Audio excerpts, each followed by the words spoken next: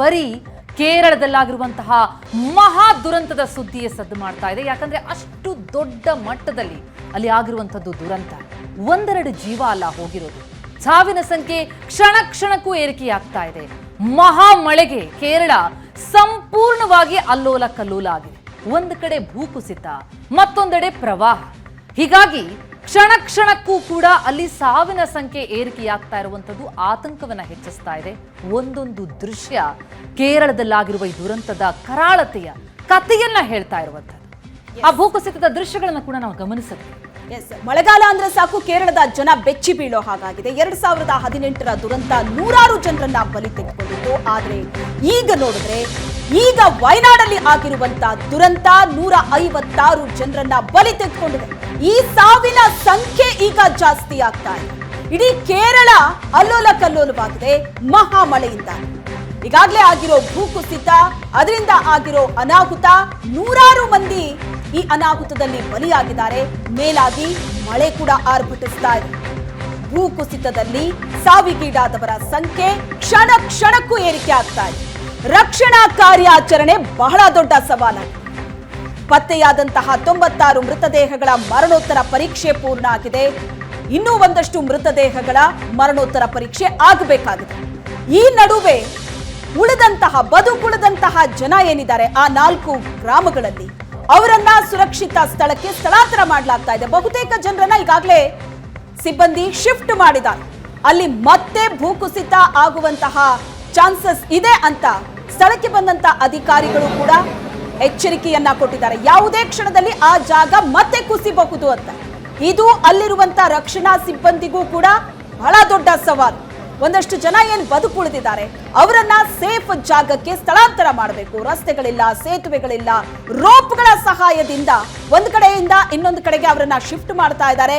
ಆದ್ರೆ ಅಲ್ಲಿಂದ ಅವರನ್ನ ಸೇನಾ ಹೆಲಿಕಾಪ್ಟರ್ನ ಮೂಲಕ ಸುರಕ್ಷಿತ ಸ್ಥಳಕ್ಕೆ ಡ್ರಾಪ್ ಮಾಡ್ತಾ ಇದ್ದಾರೆ. ದೃಶ್ಯಗಳಲ್ಲಿ ನೀವು ನೋಡ್ತಾ ಇದ್ದೀರಿ ಗಾಯಾಳುಗಳನ್ನ ಯಾವ ರೀತಿ ಶಿಫ್ಟ್ ಮಾಡ್ತಾ ಇದ್ದಾರೆ.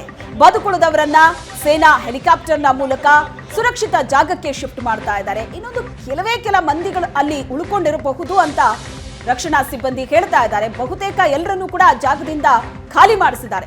ಈಗ ಇರೋದು ನಿಜವಾದ ಟಾಸ್ಕ್. ಆ ಮಣ್ಣಿನ ಕೆಳಗಡೆ ಸಿಕ್ಕಾಕೊಂಡಂತಹ ಮೃತದೇಹಗಳನ್ನ ಹೊರಗಡೆ ತೆಗೆಯೋದಕ್ಕಾಗಿ ಹುಡುಕಾಟ ನಡೀತಾ ಇದೆ. ಇನ್ನೊಂದಷ್ಟು ಜನ ಎಲ್ಲೋ ಬದುಕಿರಬಹುದು, ಆದ್ರೆ ಅಪಾಯದ ಪರಿಸ್ಥಿತಿಯಲ್ಲಿರ್ಬೋದು, ಹೊರಗಡೆ ಬರೋದಕ್ಕಾಗದೆ ಒದ್ದಾಡ್ತಾ ಇರಬಹುದು. ಅಂತವರನ್ನು ಕೂಡ ಹುಡುಕಾಡೋ ಕೆಲಸ ಈಗ ಸ್ಥಳದಲ್ಲಾಗ್ತಾ ಇದೆ. ಅಲ್ಲಿ ಪರಿಸ್ಥಿತಿ ಹೇಗಿದೆ ಅನ್ನೋದರ ದೃಶ್ಯವನ್ನ ನೀವು ನೋಡ್ತಾ ಇದ್ದೀರಿ. ಒಂದು ರಕ್ಷಣಾ ಕಾರ್ಯಾಚರಣೆ ಹೇಗೆ ನಡೀತಾ ಇದೆ ಅಂತ, ಮತ್ತೊಂದು ದೇವರ ನಾಡಲ್ಲಿ ಆದಂತಹ ಭೂಕುಸಿತಕ್ಕೆ ಪರಿಸ್ಥಿತಿ ಹೇಗಾಗಿದೆ, ಸ್ಮಶಾನವಾಗಿದೆ. 4 ಹಳ್ಳಿಗಳಿದ್ದಂತ ಜಾಗ ಈಗ ಕೆಸರು ಗದ್ದೆ ಆಗಿದೆ. ನಿಜ, ಮುಂಚೆ ಹೇಗಿತ್ತು ಅನ್ನೋದನ್ನ ಊಹಿಸೋದಕ್ಕೂ ಸಾಧ್ಯ ಆಗಲ್ಲ ನಾವು. ಆ ಪರಿ ಬದಲಾವಣೆಗಳಾಗಿರೋದು. ಜೊತೆಗೆ ಆ ನದಿಯ ನೀರಿನ ಬಣ್ಣ ನೋಡ್ತಾ ಇದ್ದೀವಿ. ಆ ಬಣ್ಣವೇ ಅಲ್ಲಾದಂತಹ ದುರಂತದ ಕಥೆಯನ್ನ ಹೇಳ್ತಾ ಇದೆ. ಯಾಕಂದ್ರೆ ಅಷ್ಟು ದೊಡ್ಡ ಮಟ್ಟಕ್ಕೆ ಅಲ್ಲಿರುವ ಎಲ್ಲವನ್ನ ಕೂಡ ಕೊಚ್ಕೊಂಡು ಬಂತು ಆ ನದಿ. ಈಗ ನಡೀತಾ ಇರುವಂತಹ ರಕ್ಷಣಾ ಕಾರ್ಯಾಚರಣೆಯ ದೃಶ್ಯಗಳನ್ನ ಕೂಡ ನಾವು ಗಮನಿಸ್ತಾ ಇದ್ದೀವಿ. ಕೊಂಚ ನೀರು ತಗ್ಗಿದೆ. ಹಾಗಾಗಿ ರಕ್ಷಣಾ ಕಾರ್ಯಾಚರಣೆಯನ್ನು ಇನ್ನಷ್ಟು ಬರದಿಂದ ನಡೆಸಲಾಗಿರುವಂಥದ್ದು. ಆದರೆ ನದಿ ದಿಕ್ಕನ್ನ ಬದಲಿಸಿದ್ದು ಹಲವರ ಬದುಕನ್ನೇ ದಿಕ್ಕಾಪಾಲಾಗಿಸ್ಬಿಡ್ತು. ಬೆಳಗಾಗೋ ಅಷ್ಟರಲ್ಲಿ ಏನೂ ಇಲ್ಲ, ಊರಿಲ್ಲ, ಮನೆಗಿಲ್ಲ, ಮನೆಯವರಿಲ್ಲ, ಇಡೀ ಕುಟುಂಬ ಸರ್ವನಾಶವಾಗ್ಬಿಟ್ಟಿದೆ. ಉಳಿದವರು ಶಾಕ್ನಲ್ಲಿದ್ದಾರೆ. ನಮ್ಮ ರಿಪೋರ್ಟರ್ ಆ ಸ್ಥಳಕ್ಕೆ ಹೋದಂಥವರು ಅಲ್ಲಿ ಗಮನಿಸಿ ಆ ಚಿತ್ರಣವನ್ನ ಬಗ್ಗೆ ವಿವರಿಸ್ತಾ ಇದ್ರು, ಹೇಳ್ತಾ ಇದ್ರು. ಅಲ್ಲಿ ಉಳಿದಂಥವರಿಗೆ ಒಂದು ಶಾಕ್ನಲ್ಲಿದ್ದಾರೆ. ಅವರಿಗೆ ದುಃಖವನ್ನ ವ್ಯಕ್ತಪಡಿಸೋದಕ್ಕೂ ಆಗದಂತಹ ಒಂದು ದೊಡ್ಡ ಆಘಾತ ಆಗಿದೆ ಅಂತ. ಏನಾಯ್ತು, ಯಾಕಾಯ್ತು, ಒಂದು ರೀತಿಯ ಬಹಳ ದೊಡ್ಡ ಆಘಾತಕ್ಕೆ ಒಳಪಟ್ಟಿದ್ದಾರೆ ಎಲ್ಲರೂ ಕೂಡ.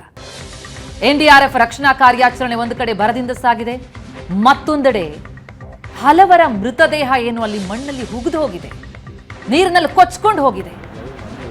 ಶೋಧ ಕಾರ್ಯವನ್ನು ಕೂಡ ನಡೆಸಲಾಗ್ತಾ ಇದೆ. ಆದರೆ ಅದು ಬಹಳ ದೊಡ್ಡ ಚಾಲೆಂಜ್. ಸದ್ಯಕ್ಕೆ ಫೋಕಸ್ ಇರುವಂಥದ್ದು ಬದುಕುಳಿದವರ ರಕ್ಷಣೆ, ಅವರನ್ನ ಸುರಕ್ಷಿತ ಸ್ಥಳಗಳಿಗೆ ರವಾನಿಸುವಂಥದ್ದು. ಆ ಕಾರ್ಯವನ್ನು ಮಾಡಲಾಗ್ತಾ ಇದೆ. ಜೊತೆಗೆ ಗಂಟೆಗೂ ಸಾವಿನ ಸಂಖ್ಯೆ ಹೆಚ್ಚಳವಾಗ್ತಾ ಇದೆ. ಒಂದೆರಡಲ್ಲ, 3 ಬಾರಿ 3 ಕಡೆಗಳಲ್ಲಿ ಗುಡ್ಡ ಕುಸಿತ ನಿರಂತರವಾಗಿ ಆಗ್ತಾ ಹೋಯಿತು. ಗಾಢ ನಿದ್ರೆಯಲ್ಲಿದ್ದು ಅಲ್ಲಿನ ಮಂದಿ ಮಧ್ಯರಾತ್ರಿ 1 ಗಂಟೆಗೆ ಗುಡ್ಡ ಕುಸಿಯುತ್ತೆ. ದೊಡ್ಡ ಮಳೆ ಬರುತ್ತೆ ಅಂತನ್ನುವಂತ ಒಂದು ಸೂಚನೆ ಇತ್ತಂತೆ. ಆದ್ರೆ ಮಳೆ ಏನ್ ಕೇರಳಕ್ಕೆ ಹೊಸ್ತಲ್ಲ, ಊಹಿಸಿರ್ಲೇ ಇಲ್ಲ. ಮಳೆ, ಗುಡ್ಡ ಕುಸಿತ ಇಡೀ ಆ ಊರಿನ ಬದುಕನ್ನೇ ಬದಲಾಯಿಸಿಬಿಡುತ್ತೆ. ಊರೇ ಇಲ್ಲ. 400 ಮನೆಯಲ್ಲಿ 10 ಮನೆ ಉಳಿದಿದೆ ಅಂದ್ರೆ ಲೆಕ್ಕ ಹಾಕಿ ಪರಿಸ್ಥಿತಿ ಹೇಗಿರ್ಬೇಡ. ಈ ಬಗ್ಗೆ ಹೆಚ್ಚಿನ ಡೀಟೇಲ್ಸ್ ಕೊಡ್ತಾರೆ ನಮ್ಮ ಪ್ರತಿನಿಧಿ ಮಧುಸೂದನ್. ಚೂರಲ್ಮಲೆಯಿಂದ ನಮ್ಮ ಜೊತೆ ನೇರ ಸಂಪರ್ಕದಲ್ಲಿದ್ದಾರೆ. ಅಲ್ಲಿನ ಪರಿಸ್ಥಿತಿ ಹೇಗಿದೆ, ರಕ್ಷಣಾ ಕಾರ್ಯಾಚರಣೆ ಹೇಗೆ ನಡೀತಾ ಇದೆ, ಇದ್ರ ಬಗ್ಗೆ ಹೆಚ್ಚಿನ ಡೀಟೇಲ್ಸ್ ಅನ್ನ ಕೊಡ್ತಾರೆ. ಮಧುಸೂದನ್, ನೀವು ಆ ಜಾಗದಲ್ಲಿ ಇದ್ದೀರಿ, ನಾವು ಅದನ್ನ ದೃಶ್ಯಗಳಲ್ಲಿ ನೋಡ್ತಾ ಇದ್ದೀವಿ. ನಿಜಕ್ಕೂ ಎಂಥವರಿಗೂ ಆದ್ರೂ ಆ ದೃಶ್ಯಗಳನ್ನ ನೋಡ್ತಾ ಇದ್ರೆ ಟೆನ್ಷನ್ ಆಗುತ್ತೆ. ಎಷ್ಟು ಚೆನ್ನಾಗಿದ್ದಂತಹ 4 ಹಳ್ಳಿ ಈಗ ಕಂಪ್ಲೀಟ್ ಸ್ಮಶಾನ ಆಗಿದೆ. ಒಂದು, ರಕ್ಷಣಾ ಕಾರ್ಯಾಚರಣೆ ಹೇಗೆ ನಡೀತಾ ಇದೆ, ಮತ್ತೊಂದು ಕಡೆ ನಿನ್ನೆ ಸ್ಥಳಕ್ಕೆ ಬಂದಂತ ಅಧಿಕಾರಿಗಳೇನೋ ಹೇಳಿದಾರಂತೆ ಯಾವುದೇ ಕ್ಷಣದಲ್ಲಿ ಅಲ್ಲಿ ಮತ್ತೆ ಭೂಕುಸಿತ ಆಗ್ಬಹುದು ಅಂತ. ಅಲ್ಲಿರುವಂತಹ ಜನರನ್ನ ಶಿಫ್ಟ್ ಮಾಡಿದಾರಾ? ಎಕ್ಸಾಕ್ಟ್ಲಿ ಅಲ್ಲಿ ಸಿಚುವೇಶನ್ ಹೇಗಿದೆ ಈಗ? ಶ್ವೇತಾ, ಚೂರಲ್ಮಲೆಯಲ್ಲಿ ಈಗ ನೀವು ಹೇಳಿದಂತ ಅಷ್ಟು ವಿಚಾರಗಳು ಕೂಡ ಚರ್ಚೆ ಆಗ್ತಾ ಇವೆ. ಜೊತೆಗೆ ಈಗ ರಕ್ಷಣಾ ಕಾರ್ಯ ಬಹಳ ಜೋರಾಗೇನೆ ಕೂಡ ಸಾಗ್ತಾ ಇರ್ತಕ್ಕಂಥದ್ದು. ನಾನೀಗ ಕ್ಯಾಮ್ರಾದಲ್ಲಿ ನಿಮಗೆ ತೋರಿಸ್ತಾ ಹೋಗ್ತೀನಿ.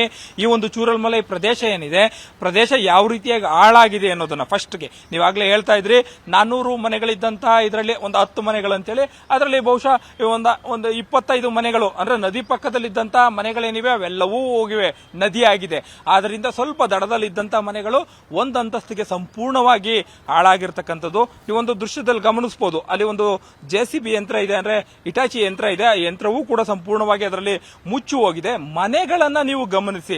ಈಗ ನೀವು ಮುಂದೆ ದೃಶ್ಯಾವಳಿಯಲ್ಲಿ ನೋಡ್ತಾ ಇರ್ತಕ್ಕಂಥ 2 ಮನೆಗಳನ್ನ ಗಮನಿಸಿದ್ರೆ, ಮನೆ ಮೇಲ್ಗಡೆ ಮರಗಳಿದೆ, ಮರಗಳು ಬಂದು ಬಿದ್ದಿರ್ತಕ್ಕಂಥದ್ದು ನದಿಯದು. ಅಂದ್ರೆ ನೆನ್ನೆಲ್ಲ ಇಡೀ ದಿನ ಹರಿದಂತ ನೀರೇನಿತ್ತು ಆ ಮನೆ ಮೇಲೆ ಹರಿತಾ ಇದ್ದಂತ ನೀರದು. ಅಂದ್ರೆ ಇಡೀ 25 ಅಡಿ ಎತ್ತರದಲ್ಲಿ ನೀರು ಹರಿದಿದೆ. ಸಂಪೂರ್ಣವಾಗಿ ಇಲ್ಲಿಂದ ಮೇಲಕ್ಕೆ ಸುಮಾರು 2 ಕಿಲೋಮೀಟರ್ಗಳ ದೂರದಿಂದಲೂ ಕೂಡ ಗುಡ್ಡ ಕುಸಿತ ಆಗಿರ್ತಕ್ಕಂಥದ್ದು. ಅಂದ್ರೆ ಈ ಒಂದು ಪ್ರದೇಶ ಏನಿದೆ, ಈ ಒಂದು ಪ್ರದೇಶದ ಹಿಂಭಾಗದಲ್ಲಿ ಇರ್ತಕ್ಕಂತಹ ಟೀ ಎಸ್ಟೇಟ್ಗಳೇನಿವೆ, ಟೀ ಎಸ್ಟೇಟ್ ಇಂದ ಆಚೆಗೆ ಇರ್ತಕ್ಕಂಥ ಗುಡ್ಡ ಪ್ರದೇಶಗಳೇನಿವೆ, ಆ ಪ್ರದೇಶಗಳಲ್ಲಿ 3 ಕಡೆಗಳಲ್ಲಿ ಅಂದ್ರೆ ಮಧ್ಯರಾತ್ರಿ 1 ಗಂಟೆಗಿರ್ಬೋದು, 12 ಗಂಟೆಗಿರ್ಬೋದು, 1 ಗಂಟೆಗಿರ್ಬೋದು, ಸ್ಥಳೀಯರೇ ಹೇಳೋ ಪ್ರಕಾರವಾಗಿ ಬೆಳಗ್ಗಿನ ಜಾವ 4 ಗಂಟೆಗೆ ದೊಡ್ಡ ಮಟ್ಟದಲ್ಲಿ ಆದಂತಹ ಭೂಕುಸಿತ ಏನಿದೆ, ಈ ಭೂಕುಸಿತದಿಂದ ಹೆಚ್ಚಿನ ಹಾನಿ ಇಲ್ಲ ಆಗಿರ್ತಕ್ಕಂಥದ್ದು. ಸಣ್ಣದಾಗಿ ಹರಿತಾ ಇದ್ದಂತಹ ನದಿ ಏನಿತ್ತು ಅದು ಮಳೆಯಿಂದ ಹೆಚ್ಚಿನ ಪ್ರಮಾಣದಲ್ಲಿ ಹರಿಲಿಕ್ಕೆ ಶುರುವಾಗಿತ್ತು. ಆದರೆ ಕೇವಲ ನೀರಷ್ಟೇ ಹರಿಲಿಲ್ಲ. ಇಲ್ಲಿ ಗುಡ್ಡ ಕುಸಿತ ಏನಾಯ್ತು, ಆ ಮಳೆ ನೀರಿನ ಜೊತೆಗೆ ಮಣ್ಣು ಕೂಡ ಸಂಪೂರ್ಣವಾಗಿ ಕೆಸರಿನ ರಾಡಿಯಾಗಿ ಬಂತು. ಈಗ ನಾನು ನಿಮಗೆ ಮುಂದಿನ ಒಂದು ದೃಶ್ಯವನ್ನು ತೋರಿಸ್ತೀನಿ. ತುಂಬ ಬಯಲು ಸೀಮೆ ಅಂತ ನದಿಯ ಪಕ್ಕದ ದಡ ಅಂತ ಏನ್ ಹೇಳ್ತೀವಿ ಆ ರೀತಿಯಲ್ಲಿ ಕಾಣ್ತಾ ಇದೆ. ಆದ್ರೆ ಈ ಸ್ಥಳದಲ್ಲಿ ಮನೆ ಇತ್ತು. ಆದ್ರೆ ಮನೆ ಇತ್ತು ಅಂತ ಯಾರು ಕೂಡ ಪ್ರೂವ್ನ ಮಾಡ್ಲಿಕ್ಕೆ ಆಗೋದಿಲ್ಲ. ಆ ಮಟ್ಟದ ದುರಂತ ಇಲ್ಲ ಆಗಿರ್ತಕ್ಕಂಥದ್ದು. ಆದ್ರೆ ಪಕ್ಕದಲ್ಲಿರ್ತಕ್ಕಂಥ ಮನೆಗಳೇನಿವೆ 2 ದಿನದಿಂದ ನೀರು ತುಂಬಿದ್ವು. ಆ ಮನೆ ಒಳಗಡೆ ಇದ್ದಂಥವ್ರು ಸತ್ತು 24 ಗಂಟೆಗಳಾದ ನಂತರವೂ ಕೂಡ ಅವರನ್ನ ಹೊರ ತೆಗಿಲಿಕ್ಕೆ ಆಗಿರ್ಲಿಲ್ಲ. ನೀವೀಗ ನೋಡ್ತಾ ಇರ್ತಕ್ಕಂಥ ಮನೆ ಏನಿದೆ ಆ ಮನೆಯಲ್ಲಿ ಮತ್ತೊಬ್ಬರು ವಯಸ್ಕರು ಸಾವಾಗಿರ್ತಕ್ಕಂಥ ಶವ ಇದೆ ಅಂತೇಳಿ ಸ್ಥಳೀಯರು ಹೇಳ್ತಾ ಇದ್ದಾರೆ. ಆದ್ರೆ ಅಲ್ಲಿನೂ ಕೂಡ ರಕ್ಷಣಾ ಕಾರ್ಯವನ್ನ ಮಾಡ್ಲಿಕ್ಕೆ ಆಗೋದಿಲ್ಲ. ಅದೇ ರೀತಿಯಾಗಿ ಅದರ ಎಡಭಾಗಕ್ಕೆ ಪ್ಯಾನ್ ಮಾಡಿದ್ರೆ ಮತ್ತೊಂದು ಮನೆ ಪರಿಸ್ಥಿತಿಯೂ ಕೂಡ ಅದಕ್ಕಿಂತ ಕೆಳಭಾಗದಲ್ಲಿ ಇರ್ತಕ್ಕಂಥ ಮನೆ. ಅಂದ್ರೆ ಯಾರು ಅಂದ್ರೆ ಬಹುಶಃ ಬೆಳಗಿನ ಜಾವದಲ್ಲಾಗಿದ್ರೆ ಒಂದಷ್ಟು ಜನರನ್ನ ಎಚ್ಚರಿಸಬಹುದಾಗಿತ್ತೋ ಏನೋ ಗೊತ್ತಿಲ್ಲ. ಆದ್ರೆ ಇದು ರಾತ್ರಿ ವೇಳೆ ಆಗಿರ್ತಕ್ಕಂಥದ್ದು. ನಿದ್ದೆಯಲ್ಲಿದ್ದವರನ್ನ ವರ್ಣದೇವ ಚಿರನಿದ್ರೆಗೆ ಜಾರುವಂತೆ ಮಾಡಿದ್ದಾನೆ. ಅಂತಹದ್ದೊಂದು ದುರಂತ. ಪ್ರಕೃತಿ ಮತ್ತು ಮನುಷ್ಯನ ಜೊತೆಗೆ ನಡೀತಾ ಇರದಂತ ಒಡದಾಟದಲ್ಲಿ ಪ್ರಕೃತಿ ಇಂಥದ್ದೊಂದು ಮುನಿಸನ್ನ ಮನುಷ್ಯನ ಮೇಲೆ ತೋರಿಸಿದ್ಯೇನೋ ಅನ್ನುವಂತರ ಮಟ್ಟಕ್ಕೆ ಚೂರಲ್ಮಲೆಯ ಪರಿಸ್ಥಿತಿ ಇರ್ತಕ್ಕಂಥದ್ದು. ನಾನೀಗ ಜಸ್ಟ್ ಮನೆಗಳನ್ನಷ್ಟೇ ಹೇಳಿದೆ. ನೀವೀಗ ನದಿಯ ಪರಿಸ್ಥಿತಿಯನ್ನ ನೋಡಿ. ಈಗ ನದಿ ನೀರು ಈಗೇನು ಹರಿತಾ ಇದೆ ಇದಕ್ಕೆ 15 ಅಡಿ ಎತ್ತರದಲ್ಲಿ ನೀರು ಹರಿತಾ ಇತ್ತು. ಅಂದ್ರೆ 15 ಅಡಿ ಎತ್ತರದಲ್ಲಿ ಕಟ್ಟಿದಂತ ಮನೆಗಳೇನಿದ್ವು ಅವೆಲ್ಲವೂ ಸಂಪೂರ್ಣ ನಾಶ ಆಗಿರ್ತಕ್ಕಂಥದ್ದು. ನಾನು ಆಗಿಂದ ಕೂಡ ಹೇಳ್ತಾ ಇದ್ದೀನಿ, ಇದು ಯೂಟರ್ನ್ ನಲ್ಲಿ ನದಿ ಏನು ಹರಿತಾ ಇದೆ ಅಂತ ಹೇಳ್ತೀವಿ. ಮಧ್ಯದಲ್ಲಿ ಮನೆಗಳಿದ್ವು. ಅಂದ್ರೆ ನದಿಯ ಆ ದಡದಲ್ಲೂ ಕೂಡ ಮನೆಗಳಿದ್ವು. ಆ ಮನೆಗಳು ಕೂಡ ಯಾವು ಕಾಣ್ತಾ ಇಲ್ಲ. ಜೊತೆಗೆ ಮನೆ ಇಲ್ಲಿಂದ ಕುಸಿದಂತದ್ದು ಕೇವಲ ಒಂದು 10 ಅಡಿಲೋ 20 ಅಡಿಲೋ ಹೋಗಿ ಬಿದ್ದಿಲ್ಲ. ಈಗ ಹೇಳ್ತಾ ಇರ್ತಕ್ಕಂಥದ್ದು ಈ ಒಂದು ಜಾಗದಲ್ಲಿ ಸತ್ತಂತ ಜನಗಳೇನಿದ್ದಾರೆ ಅವ್ರನ್ನ 90 ಕಿಲೋಮೀಟರ್ಗಳ ದೂರದಲ್ಲಿ ಸಮುದ್ರದ ಹತ್ತಿರದಲ್ಲಿ ನದಿಗಳಲ್ಲಿ ಶವಗಳನ್ನ ಎತ್ತಿಡ್ತಾ ಇದ್ದಾರೆ. ಅಂದ್ರೆ ಕೇರಳದಲ್ಲಿ ಸತ್ತವರ ಶವಗಳನ್ನ ತಮಿಳುನಾಡಿನಲ್ಲಿ ಆ ಒಂದು ಗಡಿಯಲ್ಲಿ ಶವಗಳನ್ನ ಎತ್ತಿ ಇಡ್ತಾ ಇದ್ದಾರೆ ಅಂದ್ರೆ ಯಾವ ರಭಸದಲ್ಲಿ ನೀರು ಹರಿದಿದೆ, ಎಷ್ಟು ದೊಡ್ಡ ಪ್ರಮಾಣದಲ್ಲಿ ನೀರು ಮಣ್ಣು ಸಂಪೂರ್ಣವಾಗಿ ಬಂದಿದೆ ಅನ್ನೋದನ್ನ ನಾವಿಲ್ಲಿ ಇಮ್ಯಾಜಿನ್ ಮಾಡ್ಕೋಬೇಕಾಗತ್ತೆ. ಒಂದೇನೋ ಸಂಕಟ ಆಗತ್ತೆ, ಒಂದೇನೋ ನೋವಾಗತ್ತೆ ಅಂತಂದ್ರೆ, ಒಬ್ಬರಿಗೆ ನೋವಾದ್ರೆ ಅದನ್ನ ನೋಡಿ ಮರುಗಲಿಕ್ಕೆ, ಅಳಲಿಕ್ಕೆ, ದುಃಖವನ್ನ ತೋಡ್ಕೊಳ್ಳಿಕ್ಕೆ, ಆಕ್ರೋಶವನ್ನ ಹೊರ ಹಾಕ್ಲಿಕ್ಕೆ ಜನರಿರ್ತಾರೆ. ಆದರೆ ಈ ಒಂದು ಸ್ಥಳದಲ್ಲಿ ಆಗಿರ್ತಕ್ಕಂಥ ದುರಂತ ಏನಿದೆ, ಈ ಒಂದು ಇಡೀ ಸ್ಥಳವನ್ನೇ ನಾಶ ಮಾಡಿದೆ. ಇಲ್ಲಿದ್ದಂತ ಜನರೇನಿದ್ರು ಅವ್ರನ್ನ ಸಂಪೂರ್ಣವಾಗಿ ತನ್ನ ಜೊತೆನಲ್ಲಿ ಕರ್ಕೊಂಡು ಹೋಗುವಂತ ಕೆಲಸವನ್ನ ಮಾಡಿದೆ. ಹಾಗಾಗಿ ಇಲ್ಲಿ ನನ್ನ ಅಣ್ಣ ಸತ್ತ, ತಮ್ಮ ಸತ್ತ, ತಂದೆ ಸತ್ರು, ತಾಯಿ ಸತ್ರು, ಈ ರೀತಿಯಾಗಿ ದುಃಖವನ್ನು ತೋಡ್ಕೊಳ್ಳಿಕ್ಕೆ ಜನ ಇಲ್ಲ. ಇಂತಹ ಒಂದು ದೊಡ್ಡ ದುರಂತ ಕೇರಳದ ಇತಿಹಾಸದಲ್ಲೇ ಯಾವಾಗ್ಲೂ ಕೂಡ ಆಗಿರಲಿಲ್ಲ ಅಂತ ಸ್ಥಳೀಯರು ಹೇಳ್ತಾರೆ.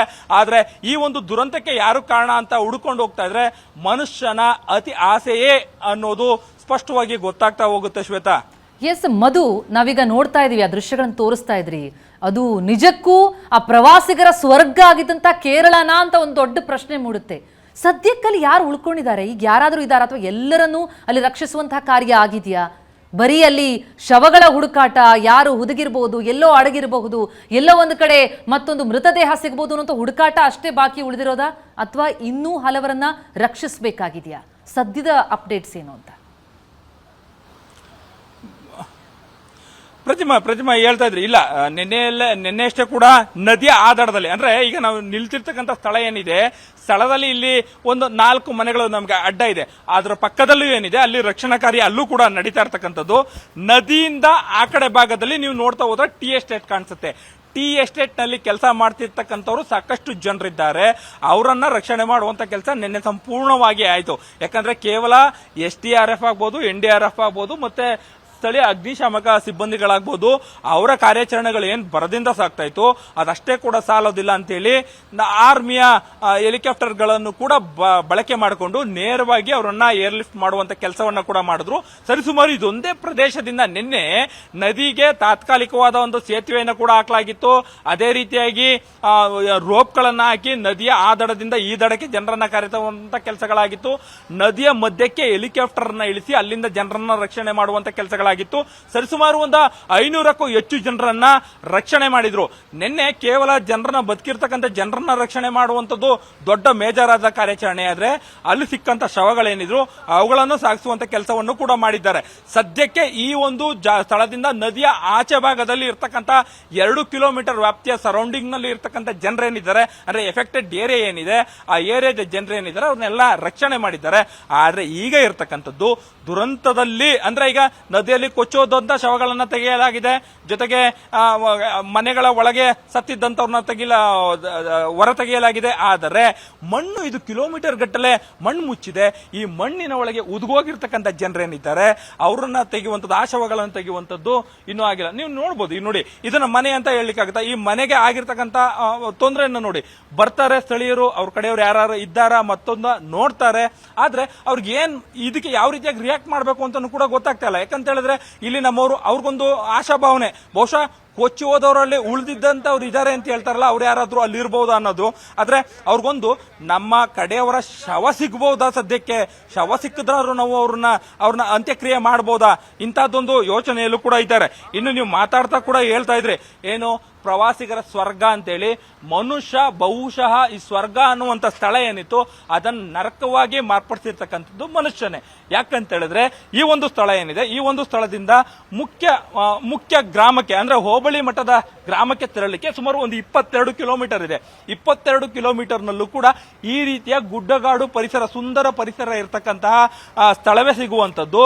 ಅಲ್ಲೆಲ್ಲ ಕಡೆಯೂ ಕೂಡ ಟೀ ಎಸ್ಟೇಟ್ಗಳಾಗಿದೆ. ಎಲ್ಲೆಲ್ಲಿ ಟೀ ಎಸ್ಟೇಟ್ಗಳಾಗಿದೆ, ಕಳೆದ 10 ವರ್ಷಗಳಿಂದ ಆ ಟೀ ಎಸ್ಟೇಟ್ಗಳು ರೆಸಾರ್ಟ್ಗಳಾಗಿ ಮಾರ್ಪಾಡಾಗ್ತಾ ಇರ್ತಕ್ಕಂಥದ್ದು.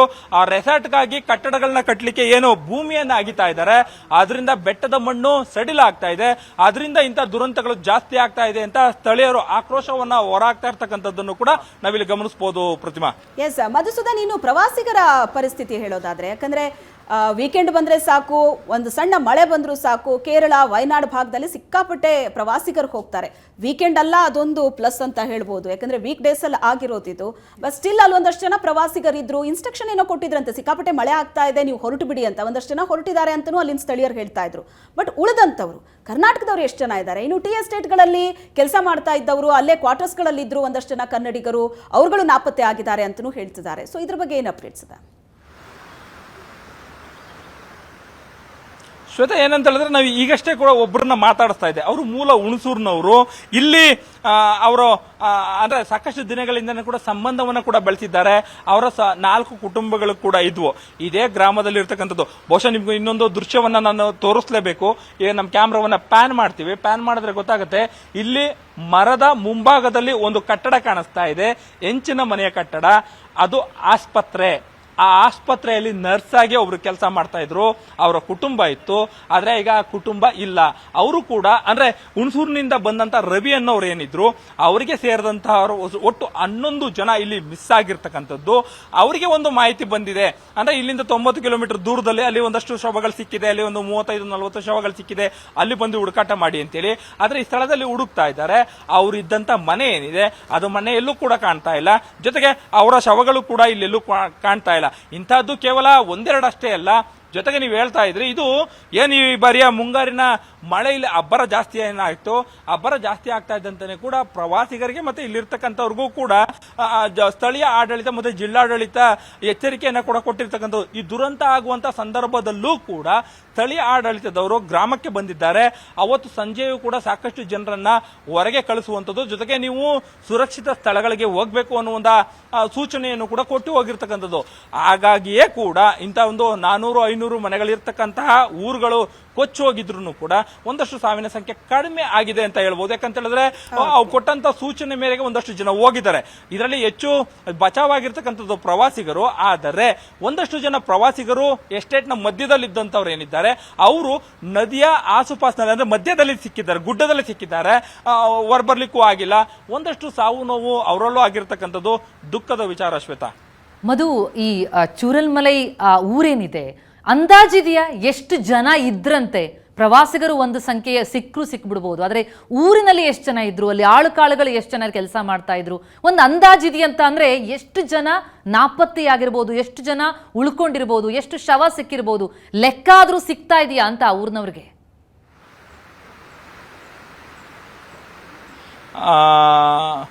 ಪ್ರತಿಮಾ, ಈ ಮಾತಿಗೆ ಖಂಡಿತವಾಗ್ಲೂ ಕೂಡ ಉತ್ತರ ಅಸ್ಪಷ್ಟ. ಯಾಕಂತಂದ್ರೆ ಇಲ್ಲಿರ್ತಕ್ಕಂಥವ್ರು ಕೂಡ ಅಸ್ಪಷ್ಟವಾದ ಉತ್ತರವನ್ನೇ ಕೊಡ್ತಿದ್ದಾರೆ. ಯಾಕಂತ ಹೇಳಿದ್ರೆ ಈ ಊರಿನಲ್ಲಿ ಬದುಕುಳಿದಂತವ್ರು ಯಾರಾದ್ರೂ ನಮ್ಮ ಕಣ್ಣಿಗೆ ಸಿಕ್ಕಿದ್ರೆ ಅಥವಾ ಜಾಸ್ತಿ ಜನ ಬದುಕಿದ್ದಿದ್ರೆ ಅವ್ರನ್ನ ಕೇಳಬಹುದಿತ್ತು. ಆದ್ರೆ ಇಡೀ ಊರೇ ಸರ್ವನಾಶ ಆಗಿದೆ.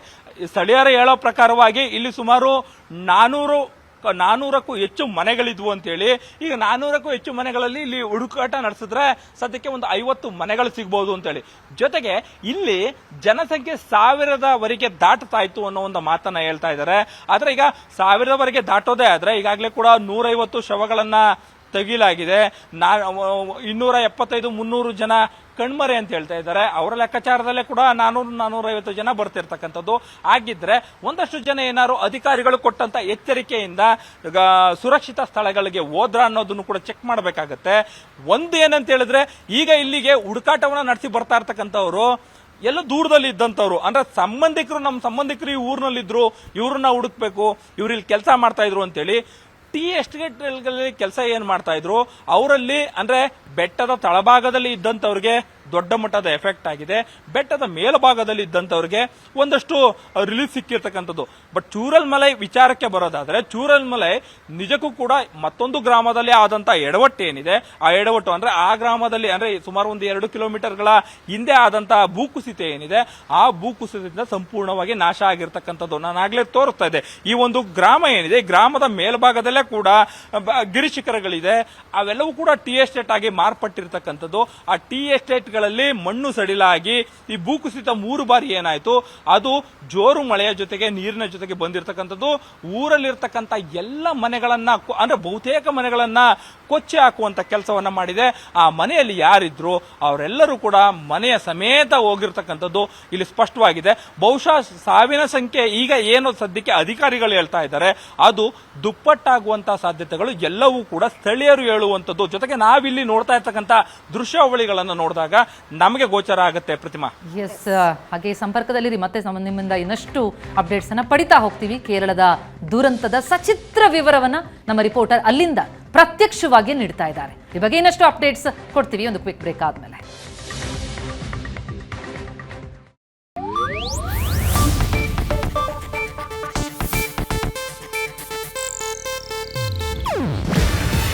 ಇದು ಏಷ್ಯಾನೆಟ್ ನ್ಯೂಸ್ ನೆಟ್ವರ್ಕ್ ಪ್ರಸ್ತುತಿ. ನೀವು ನೋಡ್ತಿದ್ದೀರಾ ಏಷ್ಯಾನೆಟ್ ಸುವರ್ಣ ನ್ಯೂಸ್.